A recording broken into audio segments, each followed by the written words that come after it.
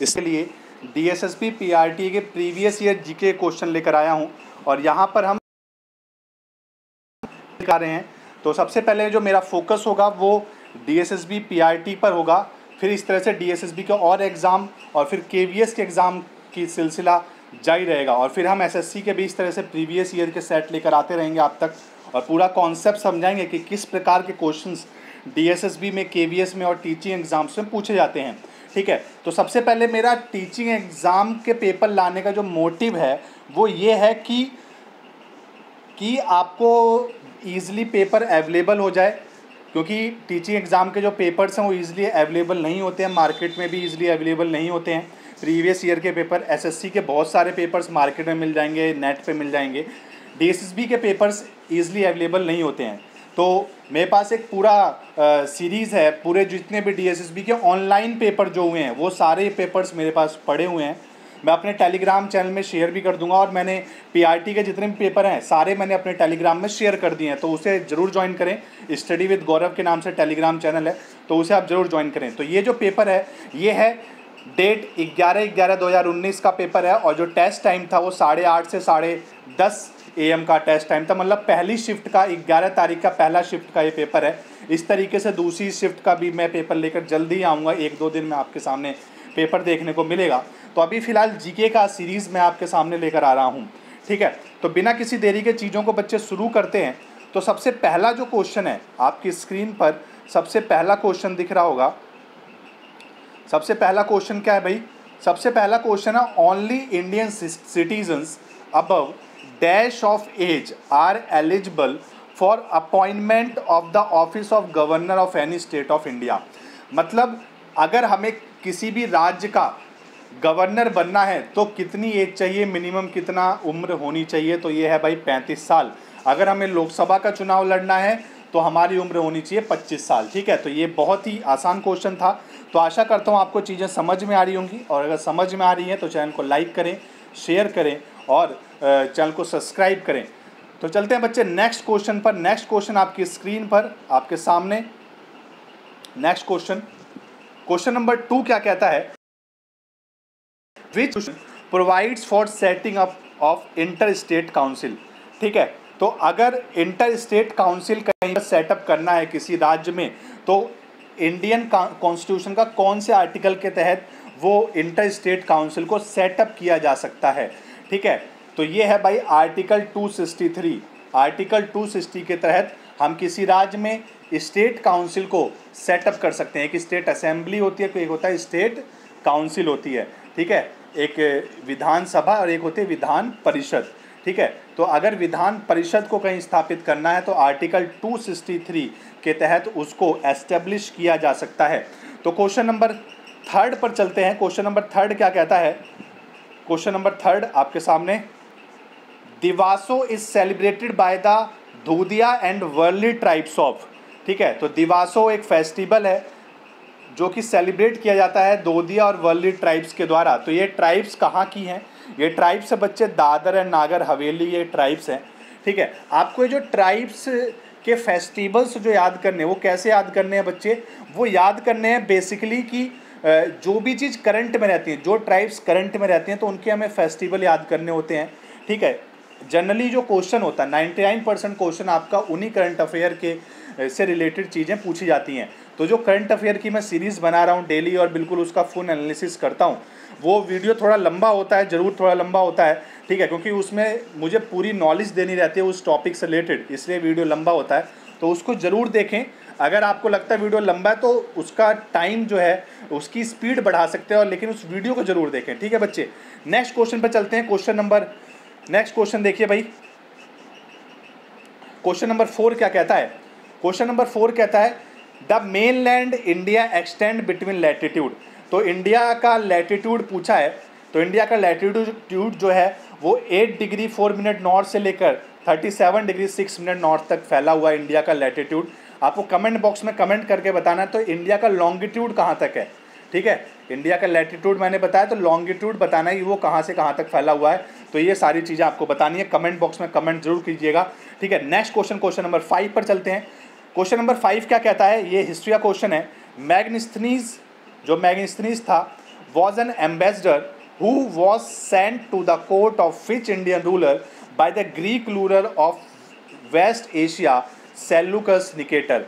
तो Seleucus Nicator ने एक एम्बेसडर भेजा था अपना इंडिया में, मैग्निस्थनीस नाम का, ठीक है। तो वो किसके कोर्ट में, किसके दरबार में भेजा गया था? तो ये भेजा गया था बच्चे चंद्रगुप्त के दरबार में, मैग्निस्थनीस को भेजा गया था। किसके द्वारा भेजा गया था? सेल्यूकस निकेटर के द्वारा ये भेजा गया था, जो कि एक ग्रीक रूलर था। तो ये आपको पता होना चाहिए। पीआरटी में जो डीएसएसबी पीआरटी का जो क्वेश्चन पेपर होता है उसमें 20 क्वेश्चन होते हैं जीके के। 20 क्वेश्चन में चीज़ें बटी होती हैं। 20 question reasoning, 20 math, 20 GK, 20 English और 20 हिंदी का होता है, और 100 क्वेश्चन आपका साइकोलॉजी का होता है। तो सारी वीडियोज़ आती रहेंगी, कंटिन्यूस आती रहेंगी, और वैसे भी चैनल पर वीडियो आ ही रही हैं, ठीक है। तो आप बने रहिए चैनल पे, आपको बहुत ही इंटरेस्टिंग नॉलेज मिलने वाली है। तो क्वेश्चन नंबर 6 पर बच्चे चलते हैं। क्वेश्चन नंबर 6 क्या कहता है? Which Indian singer has been honoured with magnificent performing arts award at the 21st century icon award in London, United Kingdom, UK.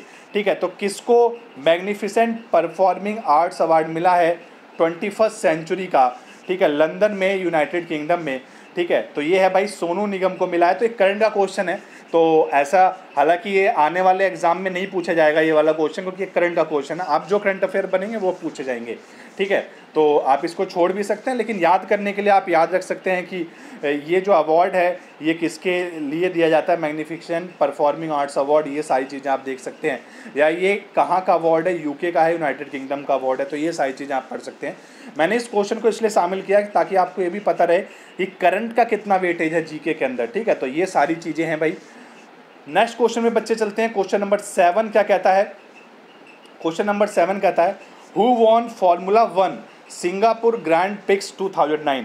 तो फार्मूला 1 सिंगापुर ग्रैंड प्रिक्स 2009 किसने जीता? तो सेबेस्टियन वेटेल ने जीता ये, ठीक है। तो ये भी एक करंट का क्वेश्चन है। नेक्स्ट चलते हैं भाई। क्वेश्चन नंबर 8 क्या कहता है? Dash is the nodal department for the formulation of the policy of foreign direct investment. तो एफडीआई के ऊपर कौन नज़र बना के रखता है? जो नोडल डिपार्टमेंट है जो एफडीआई का फॉर्मुलेशन करता है, ठीक है, उसकी बताता है कि किस क्षेत्र में कितनी एफडीआई होनी चाहिए।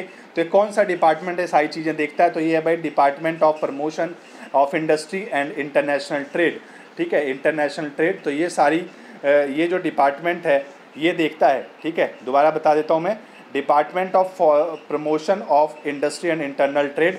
तो ये देखता है एफडीआई की सारी चीज़ों को। नेक्स्ट क्वेश्चन पे बच्चे चलते हैं। क्वेश्चन नंबर 9 क्या कहता है? थोड़ा सा बड़ा क्वेश्चन है लेकिन बहुत ही आसान क्वेश्चन है, इकोनॉमिक्स से रिलेटेड क्वेश्चन है। क्वेश्चन क्या कहता है?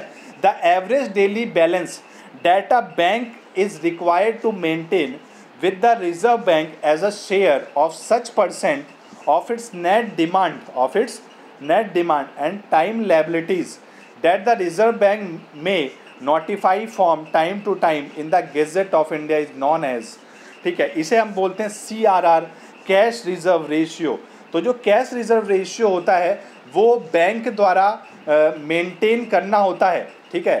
बैंक द्वारा कुछ जो रिजर्व बैंक की गाइडलाइन होती हैं उसके द्वारा कुछ परसेंटेज बैंक मेंटेन करता है अपने रिजर्व में, ठीक है, ताकि कल को अगर बैंक डूब जाए तो वो पैसा वो ग्राहकों को दे सके। तो इसे हम क्या कहते हैं? CRR, कैश रिजर्व रेशियो कहते हैं।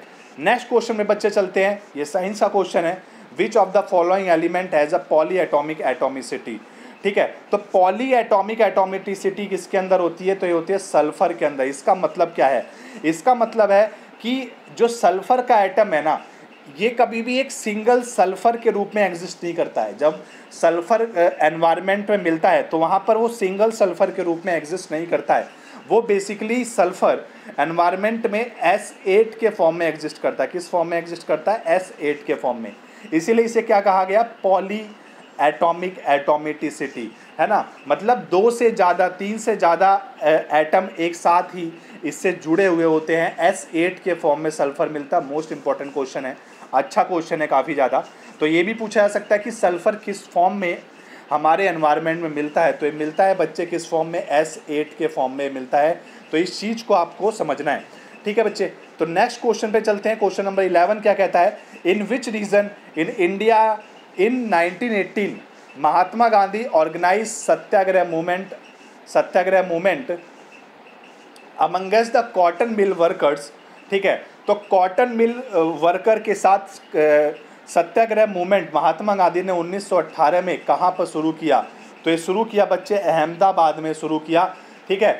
आपको एक और क्वेश्चन बताना है, मैं आपसे पूछ रहा हूँ, कमेंट बॉक्स में कमेंट करना आपको कि चंपारण में उन्होंने अंग्रेज़ों के विरुद्ध एक अपना आंदोलन छेड़ा था, जो कि उनका पहला आंदोलन था इंडिया में, ठीक है। तो एक तरह का जो बड़े लेवल पे एक आंदोलन था। बिहार में एक जगह है चंपारण, तो ये किस ईयर में छेड़ा गया था और किसके विरुद्ध था, ठीक है। किस चीज़ के विरुद्ध ये आंदोलन चंपारण में महात्मा गांधी ने छेड़ा था, ठीक है। तो इस पे आपको कमेंट बॉक्स में कमेंट करना है। क्वेश्चन नंबर 12 की हम बात कर रहे हैं बच्चे। क्वेश्चन नंबर 12 क्या कहता है? Which of the following tributary of river Ganga comes from peninsular upland? Peninsular upland से कौन सी गंगा की ट्रिब्यूटरी आती है? तो वो आती है भाई सोन से आती है, ठीक है। कहाँ से कौन आती है भाई? सोन, ठीक। नेक्स्ट क्वेश्चन चलते हैं। Which of the following statement regarding to the sound waves is correct?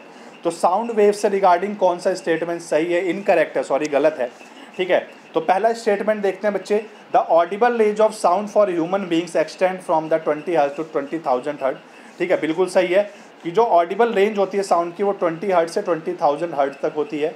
ध्वनि तरंगों का जो रेंज होती है ऑडिबल, जिस पे वो सुन सकते हैं, 20,000 हर्ट्ज से जब ऊपर जाती है तो उसे हम क्या कहते हैं? अल्ट्रासोनिक साउंड वेव कहते हैं, ठीक है। इसे 20,000 हर्ट्ज बोल सकते हैं, 20,000 किलो हर्ट्ज भी बोल सकते हैं। इसे हम क्या कहते हैं? अल्ट्रासोनिक साउंड वेव्स कहते हैं, ठीक है। और अगर 20 हर्ट्ज से नीचे जाते हैं तो इसे बोलते हैं इंफ्रासोनिक साउंड वेव। क्या बोलते हैं भाई? इंफ्रासोनिक साउंड वेव कहते हैं, ठीक है। तो ये आप लिख सकते हैं कहीं पर। जो स्टेटमेंट 3 है वो क्या कहता है कि जो अल्ट्रासाउंड है वो प्रोड्यूस होता है डॉल्फिन, बैट्स, ठीक है, डॉल्फिन के द्वारा, बैट के द्वारा, ट्रोप्रोइस के द्वारा। तो ये इन सब के द्वारा ये प्रोड्यूस किया जाता है, ये भी बिल्कुल सही है। अब जो लास्ट स्टेटमेंट है ये गलत है। इसमें क्या लिखा है ये देखिए भाई। Earthquake produce high frequency ultrasound before the main shock waves begin with possibly alert the animal, ठीक है। तो ये गलत है, ये उल्टा लिखा है, ठीक है। जो अर्थक्वेक है वो हाई फ्रीक्वेंसी अल्ट्रासाउंड वेव जो है वो नहीं छोड़ती हैं, वो इंफ्रासोनिक वेव्स को छोड़ती हैं, ठीक है। तो ये गलत स्टेटमेंट है। नेक्स्ट चलते हैं भाई, क्वेश्चन नंबर 14 की बात हम करते हैं। क्वेश्चन नंबर 14 क्या कहता है? Which of the following neighbouring country of India shares it border with maximum number of state? तो कौन सी नेबरिंग कंट्री है जो सबसे ज़्यादा अपने बॉर्डर शेयर करती है ज़्यादातर स्टेट से? तो वो है बच्चे चाइना है, ठीक है। नेक्स्ट चलते हैं भाई, रॉजर्स कप किस गेम से रिलेटेड है? तो रॉजर कप रिलेटेड है भाई टेनिस से रिलेटेड है, काफ़ी फेमस कप है। उसके बाद चलते हैं क्वेश्चन नंबर 16 पर। क्वेश्चन नंबर 16 क्या कहता है? The classical dance form Kuchipudi belongs which of the Indian state? तो किस इंडियन स्टेट से कुचिपुड़ी बिलोंग्स करता है? तो वो आंध्र प्रदेश से बिलोंग करता है, ठीक है। क्वेश्चन नंबर 17 पर चलते हैं। 17 क्या कहता है? Dash become the India's first female military diplomat by joining the Indian embassy in Russia in 2019। तो कौन सा जो पहली फीमेल बनी है जो मिलिट्री डिप्लोमेट के तहत इंडियन एम्बेसी में उनकी ज्वाइनिंग हुई है रशिया में 2019 में? तो यह अंजलि सिंह, ठीक है। हालांकि ये करंट का क्वेश्चन था, लेकिन आप ये आने वाले एग्जाम में भी पूछा जा सकता है क्योंकि ये फर्स्ट फीमेल है ना, क्योंकि ये फर्स्ट फीमेल है तो आने वाले एग्जाम में भी आपसे क्वेश्चन पूछा जा सकता है। तो ये भाई अंजलि सिंह, तो याद रखना इसको आपको। क्वेश्चन नंबर 18 क्या कहता है? Dash has been appointed as the first Lokayukta of Andhra Pradesh. तो पहला लोकायुक्त कौन बनाया आंध्र प्रदेश का? तो जस्टिस पी लक्ष्मणा रेड्डी। तो जस्टिस पी लक्ष्मणा रेड्डी आंध्र प्रदेश के पहले लोकायुक्त बने थे। 2019 की बात है, तो ये भी एक करंट अफेयर्स का क्वेश्चन है। तो करंट अफेयर्स आप देख रहे हैं, 4 से 5 क्वेश्चन आपको मिनिमम देखने को मिलेगा जरूर। तो एक काफ़ी ज़्यादा वेटेज है, लगभग 25% का एक वेटेज आपको करंट अफेयर्स सेक्शन का देखने को मिल रहा है, ठीक है। तो यहाँ पर आपको एक काफ़ी अच्छा वेटेज देखने को मिल रहा है करंट अफेयर्स का। क्वेश्चन नंबर 19 की अगर मैं बात करूँ तो Delhi first became the capital of the kingdom under, ठीक है। तो दिल्ली जो है किस किंगडम के अंदर कैपिटल बनाया गया था सबसे पहली बार? तो ये था तोमारा राजपूत किंगडम था, ठीक है। इसके अंडर में दिल्ली को कैपिटल, सबसे पहली बार दिल्ली का कैपिटल बनी थी तोमारा राजपूत किंगडम के अंदर। लास्ट क्वेश्चन देखते हैं भाई। लास्ट क्वेश्चन है साइंस रिलेटेड क्वेश्चन है। Which of the following animal species belongs to the phylum arthropoda? तो फाइलम आर्थ्रोपोडा से रिलेटेड है एरिना। एरिना एक जीव है जो फाइलम आर्थ्रोपोडा से रिलेटेड है। तो इसी के साथ बच्चे मैं अपने वीडियो को यहीं पर ख़त्म करता हूँ। अगर आपको वीडियो पसंद आई है तो वीडियो को लाइक करें, शेयर करें और चैनल को सब्सक्राइब जरूर करें, ठीक है। तो मैं कोशिश करता हूँ कि कंटेंट आपको बहुत ही बेस्ट प्रोवाइड कराऊँ।